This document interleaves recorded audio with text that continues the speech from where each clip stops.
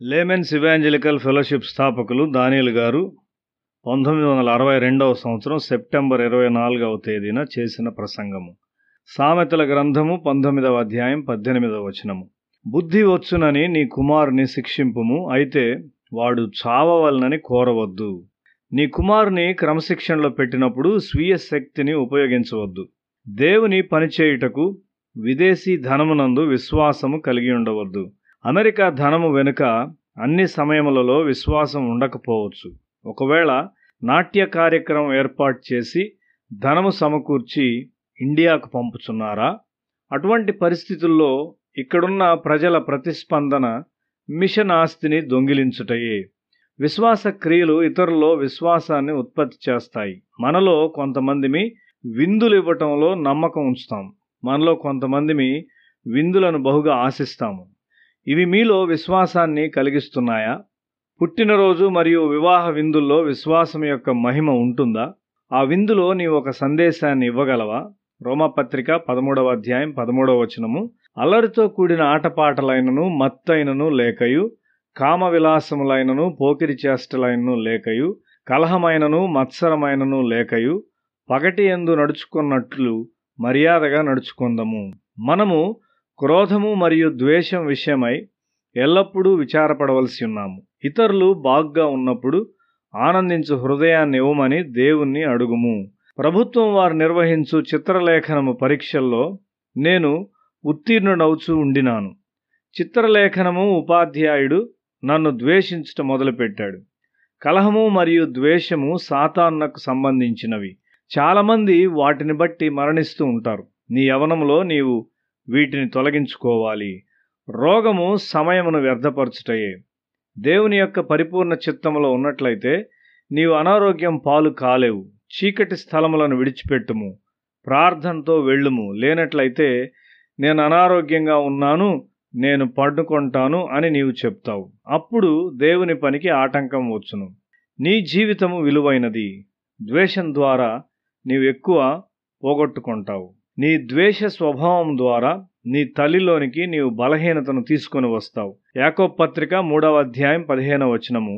ఈ జ్ఞానము పైనుండి దిగివచ్చున్నది కాక భూ సంబంధమైనదియు ప్రకృతి సంబంధమైనదియు దయ్యముల జ్ఞానము వంటిదియునై ఉన్నది.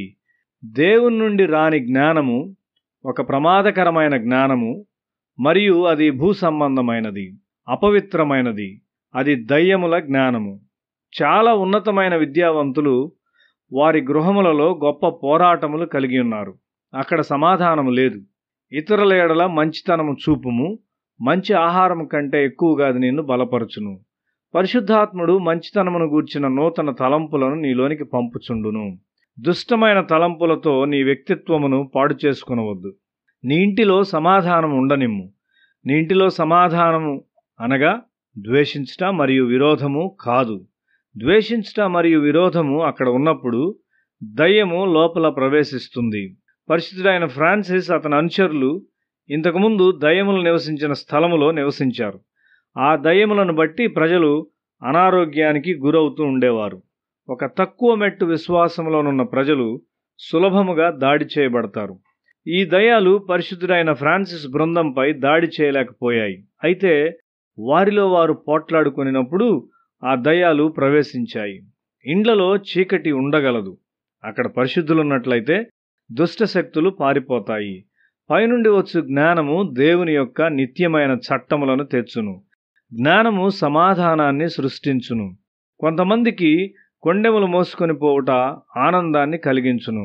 వారెల్లప్పుడూ చెడుగును చెప్పుటను కోరుకుంటారు. అయితే నీవు పైనుండి వచ్చు జ్ఞానమును కలిగి ఉన్నట్లయితే నీ హృదయములో సమాధానమును కలిగి ఉంటావు. నీలో సమాధానం ఉన్నదా లేక పోరాటం ఉన్నదా?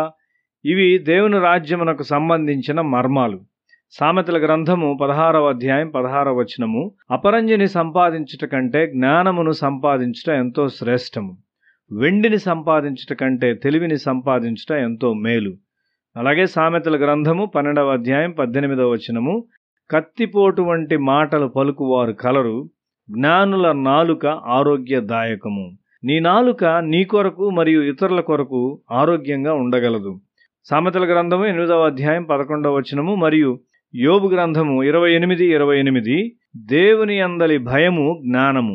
మన గృహాల్లో దేవుని భయమును సృష్టించుకోవాలని దేవుని వాక్యం చెప్తూ ఉన్నది. నీవు జ్ఞానులైన ప్రజలతో ఉన్నట్లయితే మంచిని చేయవలసి ఉన్నావు. ఒకవేళ మనము తప్పు చేయుచున్నట్లయితే మన మార్గమును మార్చుకొనవలసి ఉన్నాము.